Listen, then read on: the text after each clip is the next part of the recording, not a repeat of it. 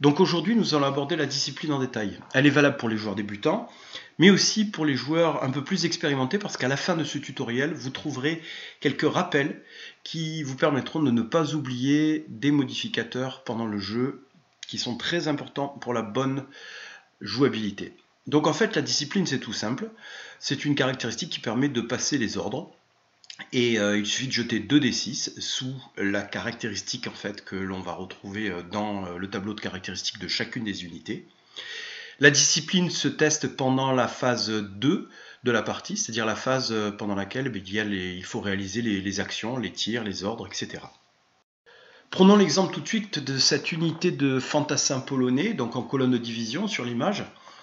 Donc dans ses caractéristiques, cette unité a une discipline de 8.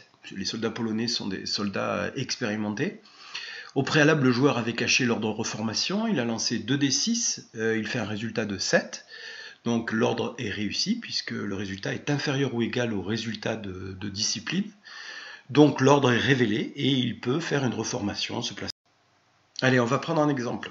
Donc dans cette situation, ce même bataillon de soldats polonais a raté son test de discipline de 8. Pourquoi ? Parce que comme vous le voyez sur la photo et vous le comprenez sur la photo, un ennemi est à moins de 6 pas. Les light horse anglais sont à moins de 6 pas. Donc cette unité de soldats polonais va avoir sa discipline à malus de moins 1.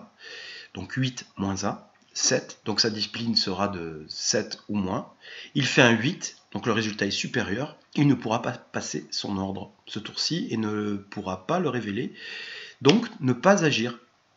Donc il ne faut pas être trop près de ses adversaires lorsqu'on fait des tests de discipline. Les tests ne sont pas cumulatifs, c'est clairement expliqué dans la règle.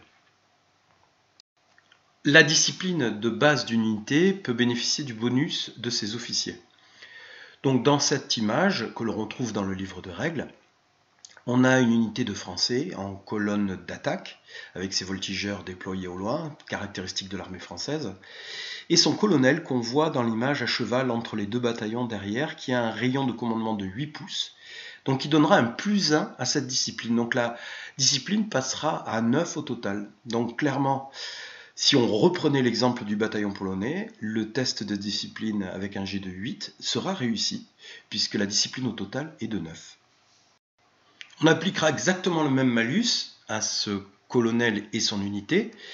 Donc en fait, le colonel des Polonais plus le bataillon de Polonais, ça donne un 9. Il a un moins 1 parce que l'ennemi est à moins de 6 pas. Donc la discipline passera à 8 et non plus à 7. Donc sur un résultat de 8 avec 2d6, le résultat est réussi. Et donc l'ordre pourra être exécuté. On voit dans cet exemple une belle bataille qu'on avait fait entre Français et Anglais avec une division de cavalerie française avec 4 régiments. Le premier régiment à gauche, sous la flèche verte, en fait, va avoir une discipline de 9 parce que sous cette flèche verte, on a un colonel qu'on ne voit pas bien sur la photo qui donne un plus 1 de discipline à son régiment. C'est dans le profil de base de l'unité. Donc le régiment de cavalerie a 9 en discipline, auquel on peut rajouter un plus 1 du général de brigade, là en l'occurrence, même de division, qui a un rayon de commandement de 12 pas, donc ça fera 9 plus 1, ça fera 10. Dans cet exemple, on voit que le rayon du colonel peut être augmenté grâce à la présence d'un aide de camp. Donc on voit un cavalier sur le parallèle du régiment, là, juste à côté du régiment, derrière le bois, qui lui a un rayon de commandement de 6 pouces. Donc en fait, quand on positionne cette aide de camp sur la table, il rajoute au rayon de commandement du colonel, qui est dans l'unité, de 8 pouces, 6 pouces, auquel se rajoute le rayon de commandement du général de division de 12 pouces. Donc ça fera 12 plus 6, 18 pouces. Il faut bien sûr que toute la chaîne de commandement soit respectée. Toutes les mesures sont faites de tête à tête, c'est-à-dire de la tête de la figurine de général de division à l'aide de camp, puis de l'aide de camp au colonel, ou bien directement du général de division, de sa tête, jusqu'au colonel de l'unité, ou l'unité auquel il va rajouter un plus 1. Donc en fait, le général rajoute un plus 1 et non pas un plus 2. Le plus 2, c'est l'addition du général plus le colonel. C'est important parce que c'est quelquefois oublié en partie. Donc dans la règle, on va trouver un chapitre qui donne tous les bonus et malus pour les tests de discipline. Un colonel donne un plus 1 en discipline, le colonel plus son général de brigade, c'est un plus 2, plus le général de division, c'est au total un +3, c'est un total, hein, c'est pas un général de division qui donne +3, je répète bien. Les unités dans le rayon de commandement de général de corps peuvent relancer les tests de discipline ratés, ça c'est important. Puis d'autres détails que vous pourrez lire, je ne vais pas tout vous relire maintenant. Concernant les malus, c'est important de retenir que par pion de désordre, vous verrez plus tard dans les tutoriels ou en lisant la règle que les unités peuvent avoir des désordres, c'est un des fléaux de l'époque dans ces batailles-là. Par pion désordre, la discipline aura un malus de -2. Donc il faut que vos unités gardent toujours l'ordre, soient toujours structurées. Vous verrez que c'est un des plus gros défis d'un officier pendant cette période et qu'on retrouve bien sûr pendant ce jeu. Toutes les unités, comme je l'ai dit tout à l'heure, ennemies dans un rayon de 6 pouces vont donner un malus. Et bien sûr, quand on joint un officier à une unité, on verra plus tard dans d'autres tutoriels ou à la lecture de la règle que quand un officier joint directement une unité, il donne ses caractéristiques qui lui sont propres et qui pourront être modifiées par les facteurs environnementaux.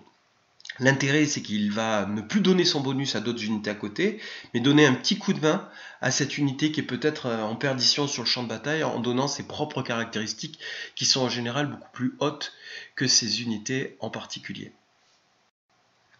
Un point important surtout, n'oubliez pas que lorsqu'une unité est réduite, elle va avoir pendant toute la partie un malus de -1 à sa discipline. Qu'est-ce que la réduction ?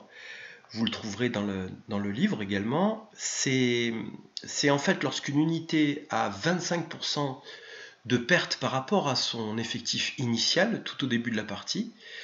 Elle va devoir bien sûr passer un test de panique lorsque dans un même tour elle subira 25% de perte.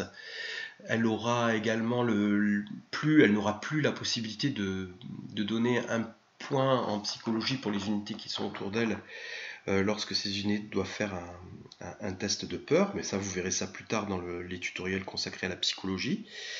Et en tout cas, la réduction est un des facteurs qu'il ne faut surtout pas oublier en partie. Malheureusement, quand l'unité a atteint ce seuil de 25%, comme je vous l'ai dit, c'est pendant toute la partie qu'elle aura ce -1 en discipline. Une dernière exception, le test de discipline peut être fait lors d'une retraite en bon ordre de cavalerie. Donc c'est un test qui est dit exceptionnel parce qu'il y a 2 moments où on peut faire les tests de discipline, au début pendant la phase 2 de la partie et pendant la phase 4, pendant la phase d'exploitation pour les mouvements qu'on a gardés dits de réaction pour la cavalerie et l'artillerie, où là il y a une deuxième vague quelquefois qui est faite de tests de discipline pour certaines unités. Et puis un petit peu plus tard, on verra qu'une unité de cavalerie peut faire un test de discipline pour pouvoir se reformer. Ce sera expliqué dans un tutoriel à part entière. Vous allez voir, ce sera très simple, c'est très simple à intégrer, mais je préfère consacrer un tutoriel là-dessus plus tard. Merci d'avoir écouté ce tutoriel sur la discipline en détail.